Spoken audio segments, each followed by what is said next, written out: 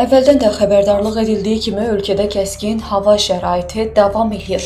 Soyuq hava şəraiti sabah da davam eləyəcək. Azərbaycanda fevralın 11-nə gözlənilən hava şəraiti açıqlanıb.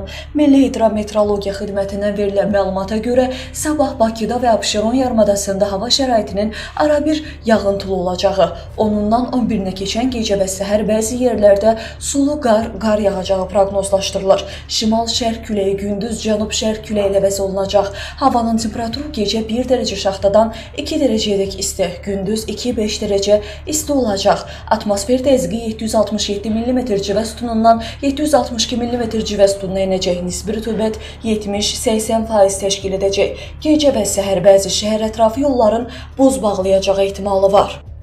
Azərbaycanın rayonlarında hava şəraitinin bəzi yerlərdə arabir yağıntılı olacağı, qar yağacağı gözlənilir. Ayrı-ayrı yerlərdə intensiv olacağı ehtimalı var. Bəzi yerlərdə arabir duman müşahidə ediləcək, mülayim qərb küləyi əsəcək. Havanın temperaturu gecə 2 dərəcə şaxtadan 3 dərəcəyədək isti, gündüz 3-6 dərəcə isti. Dağlarda gecə 5-10, yüksək dağlıq ərazilərdə 10-15, gündüz 0-5 dərəcə şaxta olacaq. Bəzi yolların buz bağlayacağı ehtimalı var.